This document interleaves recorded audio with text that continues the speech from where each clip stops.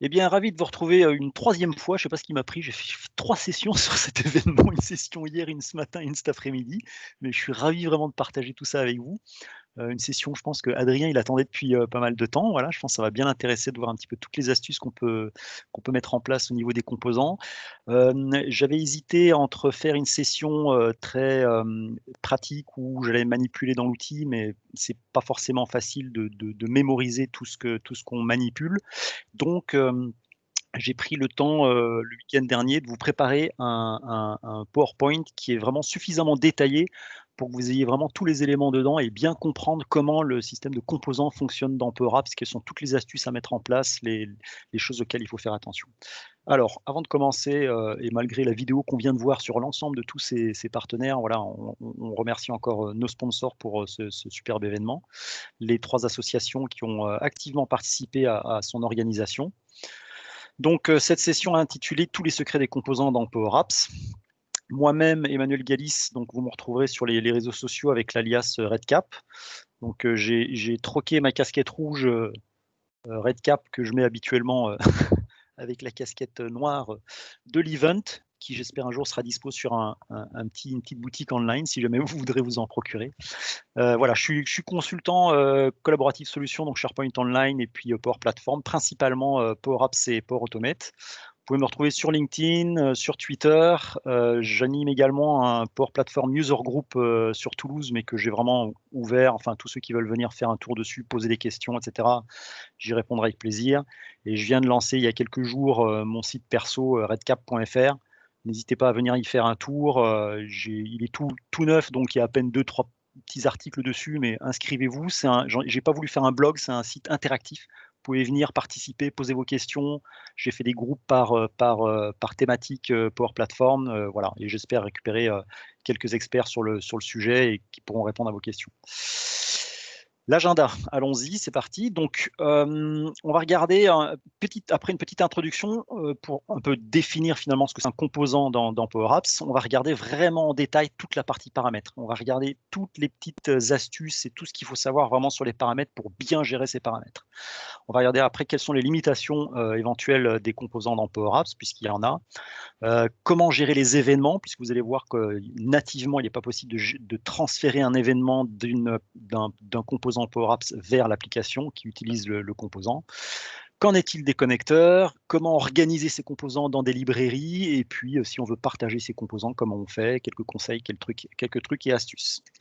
Allez, c'est parti. Donc en introduction, en fait, qu'est-ce que c'est? Alors la fonctionnalité déjà de composants, est une fonctionnalité qui est aujourd'hui est préactivée sur toute nouvelle application Power Apps que vous allez créer. Elle est en pré-version, ce qui veut dire que bientôt elle sera en generally available, ce qui veut dire qu'elle sera définitivement activée pour, toutes les applications.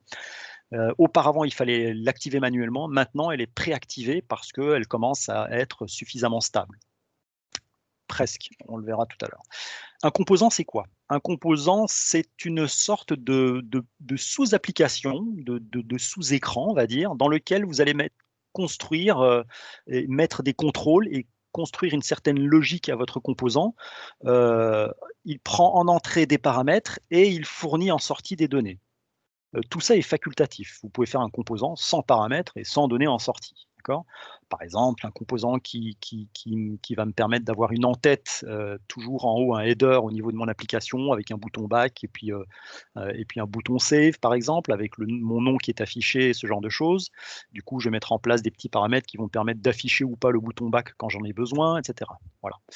Donc ça, c'est un composant. Il remplit une fonction, c'est une sorte de boîte noire dans lequel je vais placer mes contrôles, les faire interagir et je prends des paramètres en entrée et j'envoie des données en sortie. Ça se passe en 2 temps. On crée d'abord le composant, on le définit, côté onglet composant. Donc, alors, je suis désolé, j'ai pas d'écran, Power Apps sous la main. Je vais juste lancer ici en parallèle, tac, quand même pour vous montrer, mais de toute façon, on va avoir des captures d'écran dans les slides également. Donc en fait, quand vous êtes dans votre application, par défaut, vous êtes sur l'onglet, écran où vous allez, construire votre application et il y a un onglet composant. Sur cet onglet composant, c'est là que vous créez votre composant. C'est la première étape. Une fois qu'il est prêt, vous utilisez votre composant. Donc vous l'instanciez, vous l'insérez en fait sur les écrans de votre application. Ça, c'est la deuxième étape. Et alors, évidemment, tout l'intérêt du composant, tout l'intérêt de la chose, c'est qu'à partir du moment où vous allez modifier la définition de votre côté onglet composant, ça va impacter tous les composants qui sont utilisés dans votre application. D'accord? Ça, c'est le vrai intérêt du composant dans Power Apps.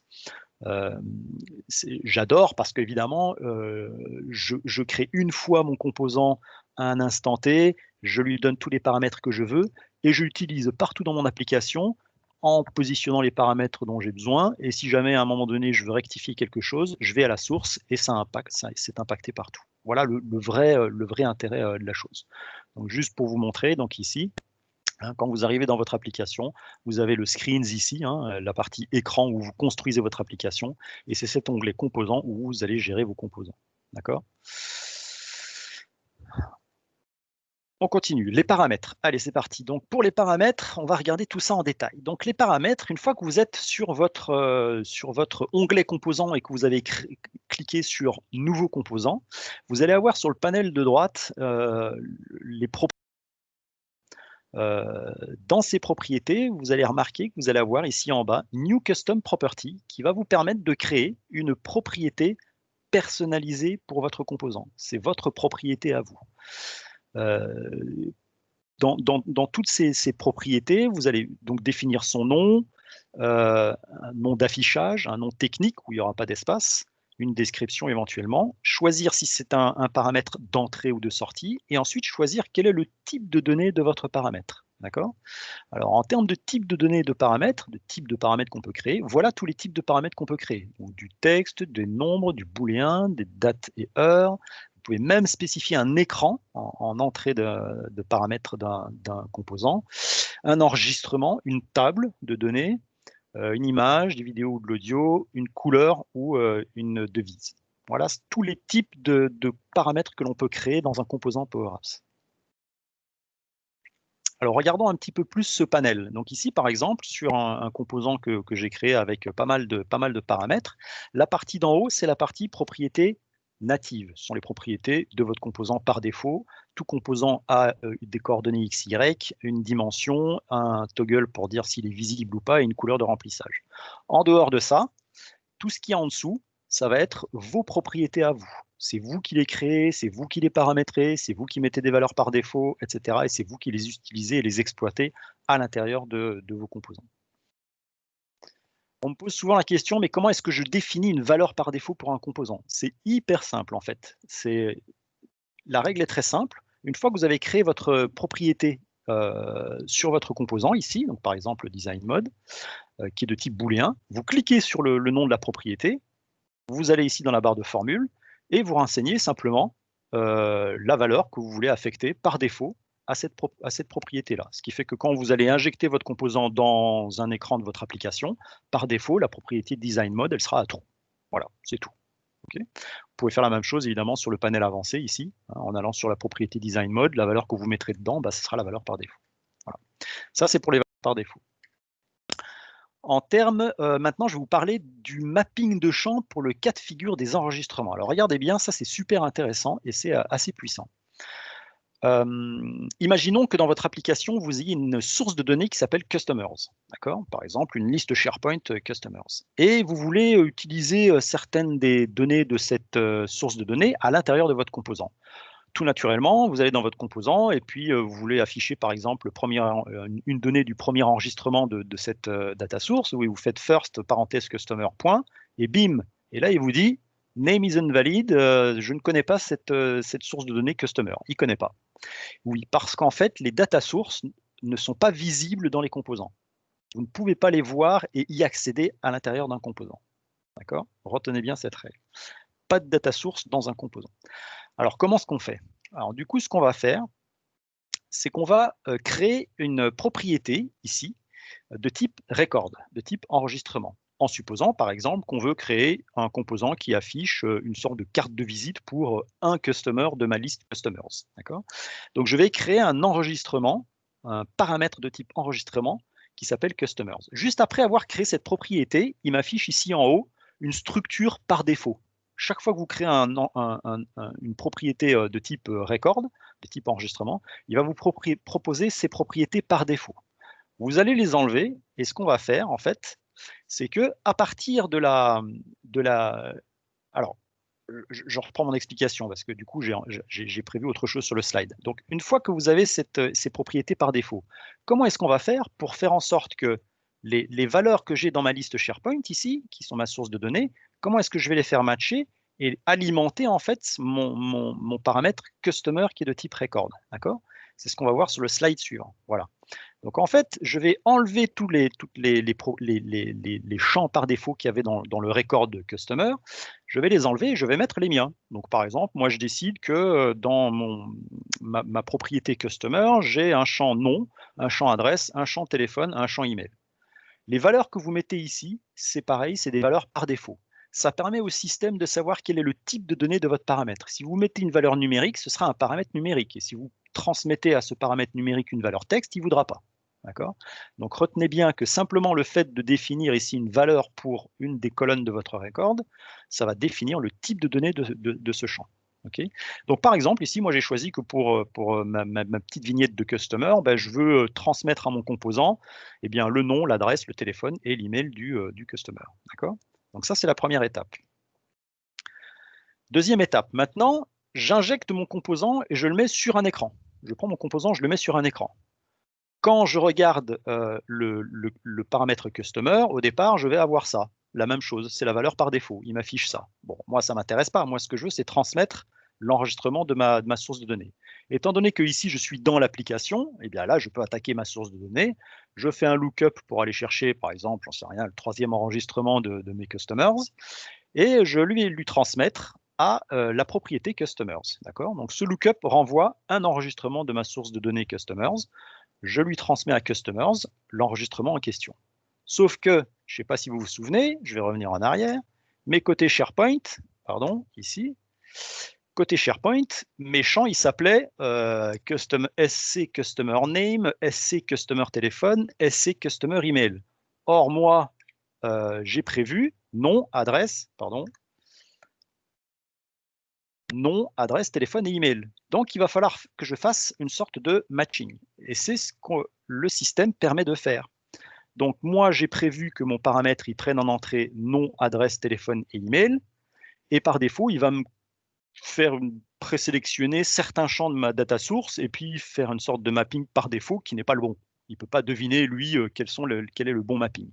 Donc, qu'est-ce que je vais faire? À partir de là, moi, je vais faire le mapping manuellement. Et je vais dire, bah, en fait, le champ adresse de mon paramètre customer, c'est le champ SC Customer Address de ma liste SharePoint. Le email, c'est le SC Customer Email, etc., etc. Donc, nativement, Power Apps va vous permettre de faire ce mapping entre les champs que vous avez, les champs qui structurent votre record d'enregistrement avec les champs qui proviennent de votre source de données. D'accord? Voilà. Donc ça, c'est tout le système de mapping de champs. Okay, je vous parle maintenant d'autre chose. Comment est-ce qu'on peut faire pour éventuellement regrouper des paramètres? Par exemple, ici, j'ai un composant où j'ai 1, 2, 4, 6, 8, j'ai quasiment 15 paramètres, ça commence à être illisible, c'est pas facile de voir, j'ai des paramètres qui commencent par le mot image à plusieurs reprises, donc je suppose que ce sont tous des paramètres qui correspondent à l'image, mais d'autres pas, etc. Et je ne sais plus qu'est-ce qui adresse quoi. Donc, en règle générale, dans ce cas de figure, quand j'ai un ensemble de paramètres qui se rapportent à un élément de mon composant, donc là, par exemple, dans mon composant, il y a une image, et pour cette image-là, bah, je veux pouvoir définir le accessible label, le image position, la transparency, la rotation, le flip, le image width et le height. Tout ça, ça concerne l'élément image qui est dans mon composant. Plutôt que de faire un paramètre pour chacun d'eux, eh bien, en fait, je vais les regrouper. Alors, comment je fais ça? Eh bien, je crée un paramètre image settings de type record. Et dans mon record, je vais coller tout simplement, en fait, mes différents paramètres. D'accord? Et du coup, j'aurai rassemblé l'ensemble de ces paramètres pour mon image sur une seule propriété de mon composant. Comment est-ce qu'on utilise ça derrière au final? Eh bien, en fait, au final, une fois que j'ai posé mon composant sur mon écran, quand je vais aller dans ma propriété image settings, eh bien, je vais utiliser le nom de mon composant, point, image settings, c'est mon paramètre, point, et alors là, du coup, automatiquement, je vais pouvoir accéder aux différentes valeurs de mon composant. D'accord?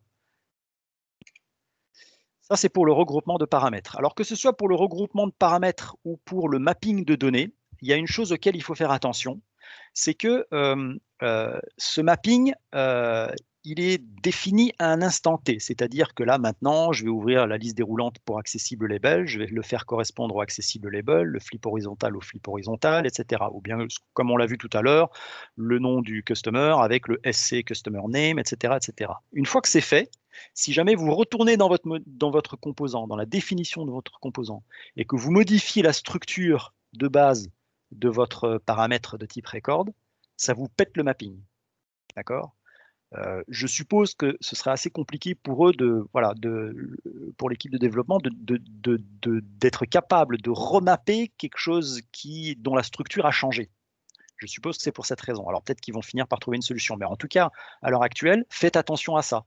Si jamais vous avez fait votre mapping et qu'il est nickel et puis que ça marche, mais que vous retournez sur votre composant, vous modifiez la structure du paramètre de type record, il y a des chances que ça vous pète le mapping. Votre application, vous avez l'impression qu'elle part complètement, voilà, alors qu'il suffit de retourner sur le mapping, de refaire juste la correspondance, tac, tac, tac, et tout rentre dans l'ordre. Voilà. OK, donc faites bien attention à ça. Bien évidemment, en termes de regroupement, moi j'avais fait un regroupement de projets avec un seul niveau. On pourrait tout à fait imaginer que, par exemple, je fais un seul paramètre colors de type record sur mon composant.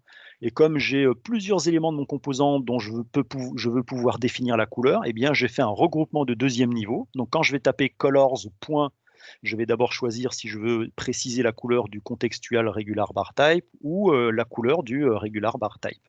Et donc, en fonction, je vais pouvoir accéder aux différentes sous-propriétés, entre guillemets, sous-valeurs de ce paramètre. Les énumérations. Imaginons que, par exemple, vous ayez un composant qui, comme celui-ci que l'on voit là, qui est un composant qui propose de créer une barre d'en-tête dans une application et que vous avez le moyen de faire un rendu différent en fonction du type de barre que vous spécifiez. Euh, on aurait tendance à créer un paramètre d'entrée qui soit de type texte et où les deux valeurs, ce serait régular et contextual. Ce qui oblige l'utilisateur de votre composant à savoir exactement comment il faut écrire régular, c'est avec un R majuscule, contextual, c'est avec un C majuscule ou pas, etc. Et il ne connaît pas forcément la liste des valeurs de ce paramètre d'entrée de type texte. Donc, ce paramètre d'entrée de type texte, on le laisse tel quel, sauf que pour spécifier sa valeur, on va définir en sortie du composant un paramètre de type record, d'accord, où on va lister là les différentes valeurs pour le type de barre barre d'en-tête que l'on veut dans l'application. Donc, un premier champ type régular avec une valeur constante et un autre contextuel avec une valeur constante, d'accord. Quand je vais utiliser ce composant sur mon application et que je vais vouloir spécifier la valeur du paramètre bar type, eh bien, au lieu de saisir textuellement entre guillemets régular ou contextual, je vais utiliser cette fameuse énumération entre guillemets, qui est le petit paramètre de sortie de type enregistrement avec mes deux valeurs régular contextual. Et donc, je vais référencer le nom de mon composant, je vais mettre point bar type enum, qui est mon record de sortie, point régular ou contextual, et derrière, ça va me mettre la valeur constante qui est la bonne, et l'utilisateur n'a pas à se poser la question de savoir si c'est avec un R majuscule, un C minuscule, etc. Lui, il utilise l'énumération. Voilà. Ça aussi, c'est une petite technique qui est très simple à utiliser et qui est hyper pratique, surtout pour vous déjà, mais aussi pour tous ceux qui vont utiliser votre composant. En termes de limitation, alors qu'est-ce qu'on a comme limitation? À l'intérieur d'un composant, on ne peut pas utiliser certains contrôles, comme par exemple le data table ou les formulaires. impossible d'insérer un data table ou un formulaire à l'intérieur d'un composant. Un composant étant déjà un objet à part entière, un conteneur à part entière avec déjà beaucoup de logique dedans et déjà plein de contrôles. Je pense qu'en termes de performance, d'avoir en plus à l'intérieur du composant un data table ou un forms avec, vous savez, dans les forms, il y a les data cards. Dans chaque data card, il y a un minimum 4 éléments, 4 contrôles. Donc, ça commence à créer des niveaux d'imbrication de contrôle qui sont trop importants. Donc, je pense que c'est pour cette raison que ces deux contrôles ne peuvent pas être insérés dans un composant. Autre chose, les fonctions update context, clear collect et collect ne sont pas utilisables à l'intérieur des composants. Alors, update context, pour rappel, c'est la fonction qui permet de créer une variable locale à un écran. On aurait pu croire que cette fonction puisse être utilisée justement à l'intérieur des composants, comme c'est une sorte de boîte noire qui fonctionne toute seule, et d'utiliser cette fonction pour déclarer une variable qui soit locale uniquement à ce contexte du composant. Mais non, ce n'est pas le cas. On n'a pas le droit de créer des variables locales à l'aide de update context dans un composant. Et de la même manière, on n'a pas le droit de définir, de créer des collections à l'intérieur d'un composant. Le problème, c'est que la collection est un objet dans Power Apps qui est totalement global. À n'importe quel endroit de votre application, quel que soit l'écran sur lequel vous le faites, ou si vous le faites dans le on-start de votre application, ou n'importe où sur un on visible d'un écran, si vous faites un clear collect ou un collect, la collection que vous créez derrière, du coup, est globale à l'ensemble des écrans de l'application et même à l'intérieur des composants. Donc, je répète, à l'extérieur du composant dans votre application, vous pouvez faire des clear collect, des collects pour créer des collections. Ces collections seront visibles à l'intérieur de vos composants, mais dans le composant, vous ne pouvez pas créer de collection avec clear collect et collect. D'accord ? Pourquoi? Parce que du coup, en fait, quelqu'un qui utilise votre composant, qui le pose dans son application, et puis tout d'un coup, il voit dans la liste de ses collections une collection qu'il ne connaît pas parce qu'en fait, c'est le composant qui l'a généré, il ne comprend plus rien. Et donc, il y a des collections créées dans les composants, des collections créées dans les écrans, on ne sait plus où on en est. Okay, donc, les collections, c'est que côté application, pas dans les composants. Mais ça n'empêche que dans les composants, on peut quand même les voir et éventuellement aller lire leur contenu. Ça peut servir dans certains cas, mais du coup, dans ce cas-là, attention, quand le composant est fourni à quelqu'un, il faut que cette personne sache que pour que le composant fonctionne, il faut que à côté, dans l'application, il y ait telle collection qui existe, qui soit déclarée avec les bonnes valeurs. Du coup, comment est-ce qu'on fait pour travailler avec les variables dans un composant? Eh bien, on utilise la fonction set qui déclare une variable globale. Je sais, ça paraît complètement illogique. La fonction set, par définition, déclare une variable globale quand elle est utilisée dans l'application côté écran. Dans les composants, ça déclare une variable locale. Voilà, c'est comme ça, c'est la règle. Donc, quand vous voulez travailler avec des variables dans un composant, vous utilisez la fonction set. Et la variable que vous allez déclarer avec la fonction set dans votre composant ne sera visible que dans votre composant. Voilà, je l'ai déjà dit, donc les collections hors composants sont malgré tout accessibles à l'intérieur des composants. Ça peut servir dans certains cas de figure. Voilà pour tout ce qui est limitation au niveau des composants. Donc, pas de data table, pas de forms, pas d'update contexte, de clear collect, de collect. On utilise le set uniquement et malgré tout, on peut quand même accéder aux collections dans les composants. Maintenant, en termes d'événements, vous l'aurez remarqué, dans la liste des types des typologies, enfin des types de données, de paramètres que l'on peut créer, il y a de tout sauf le type event. Dommage. Ça veut dire quoi? Ça veut dire que quand je suis dans le composant et que je pose un bouton et que je clique sur le bouton, l'événement onSelect du bouton, il se déclenche dans le composant et il n'est connu que dans le composant. Il n'y a rien qui fait que ce onSelect du bouton dans le composant sorte du composant et soit captable dans l'application. Ce n'est pas possible aujourd'hui.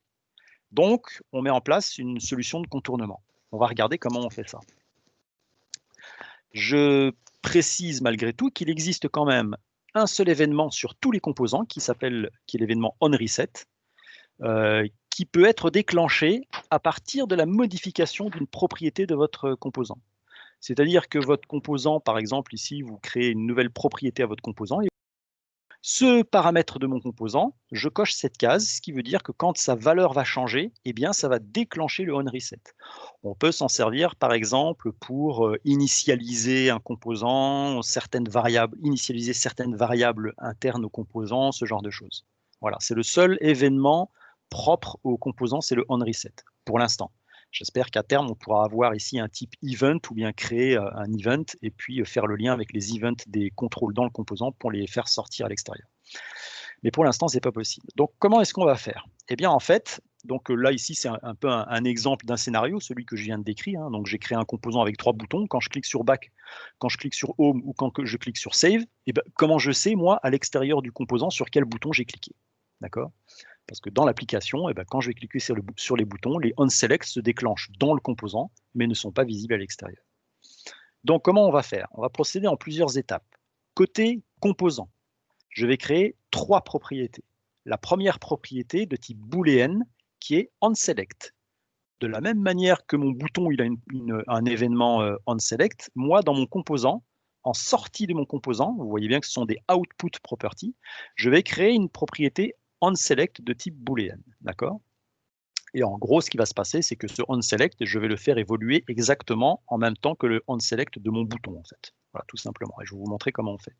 Deuxième paramètre de sortie que j'ajoute à mon composant, un paramètre qui s'appelle action, enfin que j'ai l'habitude d'appeler action, qui est de type texte et qui va contenir une valeur, une constante qui permet d'identifier sur quel élément j'ai cliqué dans mon composant. On a vu qu'on avait 3 boutons, back, home et save. Quand je vais cliquer sur home, ça va me renvoyer home dans action. Quand je vais cliquer sur save, ça va me renvoyer save. Quand je vais cliquer sur back, ça va me renvoyer back dans action. Et donc, en dehors de mon composant, dans cette propriété de sortie action, je vais savoir sur quel bouton j'aurai cliqué. Et pour revenir sur l'exemple des énumérations de tout à l'heure, je vais utiliser une énumération pour justement ces valeurs d'action, pour pas que l'utilisateur se pose la question « Ah, mais back, c'est quoi? C'est BACK, c'est BCK, c'est BK, save, c'est quoi? C'est SAVE, c'est SAV, etc. » Donc, en sortie de mon composant, je vais définir un petit record avec les 3 actions, les 3 valeurs d'action possibles. Ça donne ça. Alors, oui, alors, je vais d'abord vous montrer, est-ce que j'ai prévu? Non. Donc, une fois qu'on a défini ces 3 propriétés, qu'est-ce qu'on fait? Au niveau du bouton et de chacun des boutons, on va faire 3 choses. Dans le onSelect, donc là, on est dans la propriété onSelect du bouton, c'est-à-dire quand je clique sur le bouton, qu'est-ce qui se passe? Eh bien, quand je clique sur le bouton, qu'est-ce qui se passe? Je vais définir une variable avec le set, je vous le rappelle, qui est local du coup, c'est pour ça que je l'appelle lock action. On est dans le composant là, hein, dans le composant, sur le bouton back. Je vais définir une variable lock action qui va contenir la valeur de l'action. Et comme je l'ai dit, je vais utiliser mon énumération. D'accord? Donc le nom du composant, point, action enum, point, et puis j'ai défini une constante. On s'en fout de la valeur qu'il y a derrière, j'aurais pu mettre Toto derrière la valeur back, mais voilà, il y a une valeur derrière. Et je définis mon lock action pour savoir quel est le bouton sur lequel j'ai cliqué. Si on regardait le code du bouton Home, il y aurait la même chose, sauf que ce serait composante1.actionenum.home. Et pareil pour le save.save. Voilà. Donc, mon lock action, cette variable locale action, elle contient la valeur du bouton que j'ai cliqué. Et puis ensuite, une fois que j'ai fait ça, eh bien, je vais faire une sorte d'effet interrupteur avec une variable locale qui s'appelle lockOnSelect, que je mets d'abord à false et ensuite juste derrière à true. Donc elle fait clac-clac, elle passe de false à true en une fraction de seconde. Et maintenant, qu'est-ce que je vais faire de ceci? Eh bien, en fait, ces 2 variables, je vais les renseigner au niveau de mon composant. Donc sur le onSelect que j'avais défini ici en sortie de type booléen, qui est là, je vais lui dire onSelect, c'est ma variable lockSelect qui va faire le petit effet clac-clac false true. D'accord? Donc en sortie de mon composant, quand je vais cliquer sur le bouton back, eh bien ici, ma propriété onSelect va passer de false à true. Pareil pour le bouton home, pareil pour le bouton save. Et en sortie dans le paramètre action, je vais mettre bien la valeur de ma variable action qui contiendra soit la valeur back de l'énumération, soit la valeur home, soit la valeur save. Et avec ces 2 éléments, je saurai que j'ai cliqué sur un bouton et quel est le bouton sur lequel j'ai cliqué. Maintenant, côté application, comment ça se passe? Donc côté application, j'ai inséré mon composant sur l'écran. Il est là. Ça, c'est mon composant qui s'appelle CMP dans mon app. D'accord? Le composant dans mon application. Et puis, à côté du composant, j'ai posé un toggle. D'accord? Et ce toggle, lui, je vais lui définir sa valeur à partir de ma propriété de sortie onSelect du composant. D'accord? Vous vous souvenez, le onSelect, c'est celui qui est ici. C'est celui qui bascule de false à true quand je clique sur le back. Ce qui veut dire que quand je clique sur le bouton back dans mon composant, ici, mon toggle, il va faire false true. Clac, clac, en une fraction de seconde. D'accord? Et du coup, comme il bascule de false à true, dans l'événement onCheck, pardon, hop, j'ai voulu cliquer sur le onCheck. Dans l'événement onCheck de mon toggle, c'est-à-dire lorsqu'il bascule à true, de false à true uniquement, et bien là, je vais faire un petit switch. Et puis, je vais regarder ma valeur de action qui est en sortie ici. Est-ce que ma valeur de action, c'est mon actionEnum.back? Est-ce que c'est mon point .home ou est-ce que c'est mon point .save? Et du coup, en fonction, je vais pouvoir faire le code que je veux derrière. Voilà, si c'est point .back, je fais back. Si c'est point .home, je navigue sur home. Et si c'est point .save, je fais un select d'un bouton pour déclencher le code qu'il y a dedans et faire ma sauvegarde, par exemple, un bouton caché. Voilà, ça, c'est la technique la plus simple, la plus fiable de mettre en place un système de transmission des événements qui sont déclenchés dans un composant à l'extérieur du composant à votre application pour pouvoir les interpréter et faire des traitements derrière.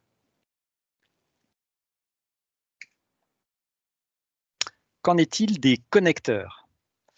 Je disais tout à l'heure qu'il n'était pas possible d'utiliser des data sources à l'intérieur des composants. Par contre, il y a certains connecteurs. Alors, j'avoue, je ne peux pas très bien savoir quand est-ce qu'un connecteur peut ou ne pas être utilisé à l'intérieur d'un composant. Mais en l'occurrence, du coup, il faudra un peu tester, vérifier. Mais en l'occurrence, par exemple, le connecteur Office 365 Users qui vous permet d'accéder à l'AD et à tous les utilisateurs de votre tenant, eh bien, celui-là, vous pouvez l'utiliser directement dans votre composant. Pas besoin de mettre en place un record, un paramètre de type record et de faire le mapping comme on l'a vu tout à l'heure, etc. Vous, directement dans votre composant, vous appelez les fonctions de votre connecteur et vous l'utilisez dans votre composant. D'accord? Ça vous permet, par exemple, imaginons, de faire un composant qui affiche une carte de visite d'un utilisateur de votre AD. Directement à l'intérieur d'Office 365 User, sa photo, vous récupérez son nom, son email, et puis vous faites une jolie carte de visite dans votre composant. Voilà. Et ce que vous faites, c'est qu'en entrée du composant, vous fournissez l'identifiant email, par exemple, de l'utilisateur concerné, et du coup, chacun des appels des fonctions de Office 365 User, vous précisez que c'est pour tel utilisateur, donc le paramètre d'entrée, et du coup, il va vous faire comme ça un petit composant de carte de visite. Alors évidemment, vu que votre composant utilise ce connecteur, si jamais vous exportez votre composant, ce qu'on verra tout à l'heure, eh bien, le connecteur va être exporté avec. Et donc, quand le composant va être importé par quelqu'un d'autre de la communauté dans son application, le connecteur va être ajouté automatiquement à son application. Il faut juste le savoir. Voilà. Comment est-ce qu'on peut maintenant organiser ces composants pour pas que ce soit trop le foutoir et éventuellement, en plus, que l'on puisse les centraliser en un seul endroit pour l'ensemble du tenant d'une entreprise? C'est possible, grâce aux librairies de composants. En fait, on peut créer via le menu application ici. Quand vous êtes sur le menu application, par défaut, vous êtes toujours sur l'onglet application qui vous liste les applications Power Apps. Mais vous avez un autre onglet qui est apparu il y a quelques mois ici, qui vous permet maintenant de gérer des bibliothèques de composants. D'accord?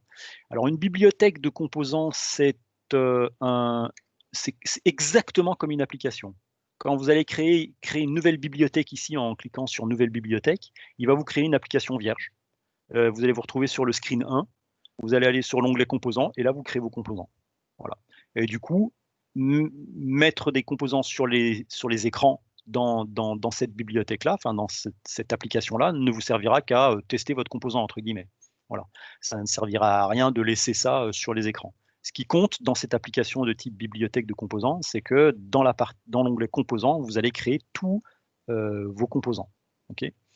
Et une fois que cette bibliothèque de composants est créée et que dedans vous avez plein de composants, eh bien ceux-là sont accessibles à tous les développeurs du tenant. C'est tout l'intérêt de la chose. Donc, comment ça se passe ensuite? Une fois que vous avez votre bibliothèque de composants et que dedans vous avez créé tous vos composants, eh bien, vous allez aller ici, cliquer sur. Alors, c'est pas facile à trouver, hein, donc c'est important de bien regarder. On cherche tout le temps où est-ce que ça se trouve. On clique sur le. Donc ça, c'est là où on travaille avec son application. Ici, on voit les écrans, les contrôles, etc. C'est l'arborescence de votre application. Vous cliquez sur le petit bouton plus ici en bas qui vous permet d'ajouter des contrôles dans votre application. Et tout en bas ici, hop, il y a un petit lien Get More Components. On ne le voit pas du tout, il est tout en bas là, en tout petit. Vous cliquez là-dessus, ça vous affiche une pop-up, ou je crois que c'est un panel sur la droite, je crois. Ça vous ouvre un panel sur la droite, et dans ce panel sur la droite, vous allez retrouver la liste de toutes les bibliothèques de composants qui existent sur votre tenant. Et quand vous allez ouvrir votre bibliothèque de composants, vous allez voir les composants qui sont à l'intérieur. Voilà, tout simplement. Donc, comment est-ce qu'on fait pour utiliser un composant qui est à l'intérieur d'une bibliothèque?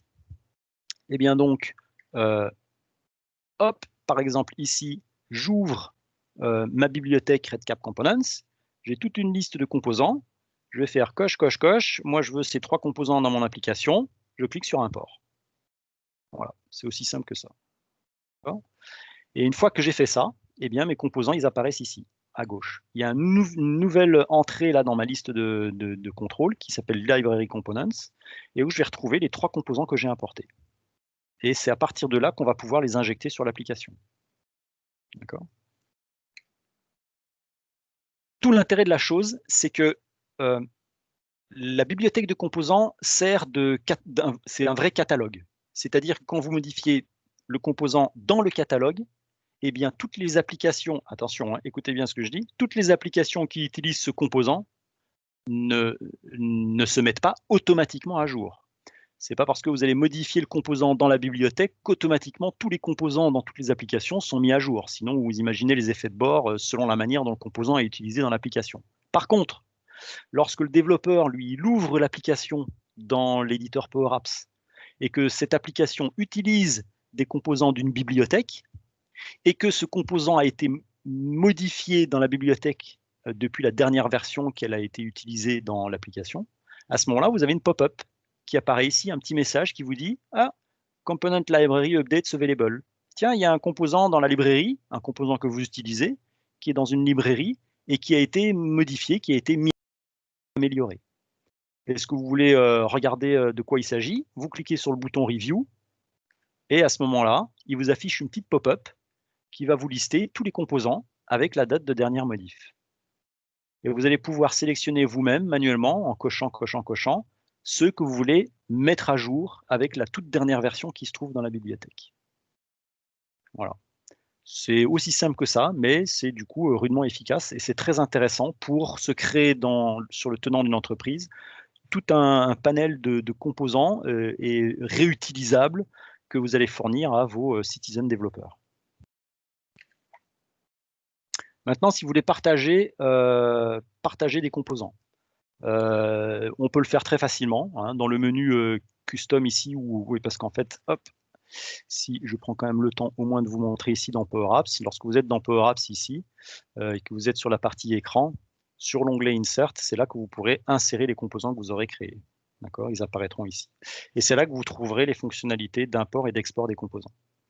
Donc, pour partager vos composants avec d'autres, vous pouvez les exporter. Après les avoir exportés, il va vous générer un fichier. Il suffira de le télécharger.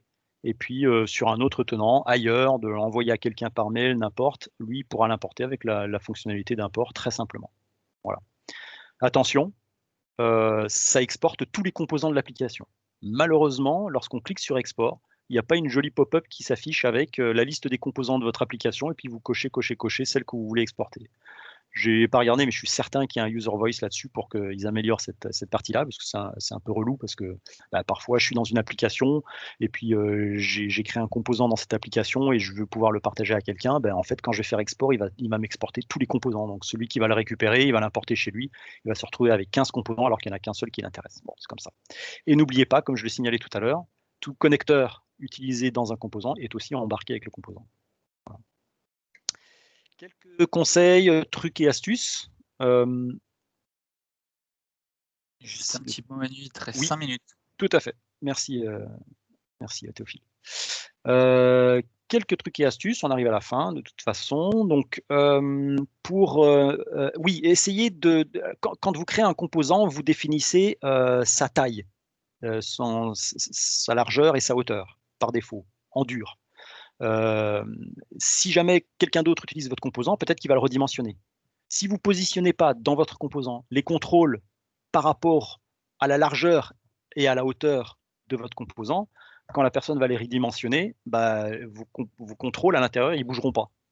D'accord? Donc, il faut que vous fassiez uniquement du positionnement et du dimensionnement relatif dans vos composants. C'est-à-dire, bah, mon bouton, il est positionné à hauteur du composant, moins hauteur de mon bouton, moins 10 pixels pour mettre un petit peu de marge. Et comme ça, quand je vais redimensionner mon composant, mon bouton, il va monter avec. D'accord? Voilà. Il faut toujours positionner tous les contrôles dans un composant en fonction de la taille et de la dimension du composant pour que les contrôles à l'intérieur s'ajustent et se redimensionnent et se repositionnent correctement en fonction de la taille du composant lorsqu'on l'utilise dans l'application. Ça, c'est important. Vous pouvez aussi... ah oui, pardon, la petite capture ici était déjà affichée alors qu'elle ne devait pas, mais bon, j'ai perdu ma souris. Est-ce que vous êtes toujours là? Oui? J'ai plus ma souris. Oui, oui, on est là. Ah, ça y est, elle est revenue. Vous pouvez aussi protéger votre composant. Imaginez que vous faites un composant hyper complexe et puis vous avez passé des journées et des journées dessus, vous ne voulez pas que n'importe qui aille tripatouiller dedans et puis qu'il ne puisse pas voir comment vous l'avez conçu. Vous pouvez le protéger.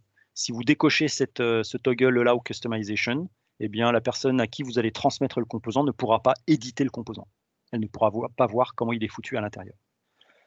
Un peu contre-productif pour tous les aspects communautaires. Hein. En général, on file les composants aux gens pour qu'ils puissent justement les faire évoluer. J'ai découvert qu'il y avait un Chinois qui avait récupéré mon composant qui permettait de générer les icônes, là, les Office 8 Fabric Icons, pour, au lieu de générer un SVG, lui, du coup, il a modifié le composant pour générer un PNG derrière. Voilà. Donc, ça montre que tout l'intérêt, évidemment, c'est de partager pour faire évoluer et grandir la communauté. Avis personnel. Si jamais vous voulez créer un composant à hauteur automatique, je surveille l'heure, il me reste 2 minutes, pour créer un composant à hauteur automatique, c'est-à-dire qu'en fait, le composant, lui, va se redimensionner en hauteur en fonction du contenu qu'il y a dedans. Par exemple, vous voulez faire une pop-up avec un bouton OK, et le message de la pop-up, lui, il est à dimensionnement à hauteur automatique, parce que vous ne connaissez pas la longueur du message, et si le message est très long, eh bien, le label à l'intérieur du composant va augmenter sa hauteur, mais il faudrait que le composant aussi y suive pour que le bouton qui est en dessous soit toujours visible. Alors pour faire ça, le problème c'est que dans le composant, si jamais vous voulez définir la hauteur du composant en fonction d'un contrôle qui est à l'intérieur du composant lui-même, vous ne pouvez pas. Il vous dit, il ne connaît pas la propriété. Alors je ne sais pas pour quelle raison, c'est comme ça, mais vous ne pouvez pas. Donc là, il y a une petite solution de contournement pour ça, c'est qu'en fait, si jamais par exemple c'est la hauteur de ce label-là qui doit définir la hauteur du composant lui-même, eh bien en fait, ce qu'on va faire, c'est que sur la slide suivante, dès qu'elle arrive, j'espère que mon PowerPoint ne va pas planter. Ouais, c'est bon. J'ai toujours pas ma souris, j'ai mon PC qui est en train de mourir, ça y est. Donc, je vais créer une propriété de sortie qui va s'appeler calc height, donc la hauteur calculée, qui va me servir à définir la hauteur du composant. Une propriété de sortie de type number, dans lequel je vais renseigner en valeur par défaut, eh bien, quel est l'élément qui va définir la hauteur de mon composant. Donc en sortie de mon composant, je vais avoir une propriété qui va avoir sa valeur qui va varier en fonction de la hauteur de mon label. D'accord? Et c'est cette propriété-là que je vais mettre en hauteur de mon composant. Et donc, ça va me permettre d'avoir un composant qui va avoir sa hauteur qui va augmenter et diminuer en fonction de la hauteur de mon label. Voilà comment on fait un composant à hauteur automatique. Et je crois qu'avec ça, on a balayé l'ensemble des éléments que je voulais vous transmettre aujourd'hui. Tiens, j'ai un slide vide. Non, si. Ouais, j'espère que je vous ai pas trop, que ça n'a pas été trop surchargé en termes de PowerPoint, mais je préférais avoir un PowerPoint suffisamment détaillé que je vais mettre à votre disposition pour que vous puissiez vous y référer après plutôt que de faire que des manips. Voilà, j'espère que ça vous a plu, que vous avez découvert pas mal de choses intéressantes qui vont vous permettre de faire des super méga composants que vous avez partagés avec toute la communauté. Merci beaucoup.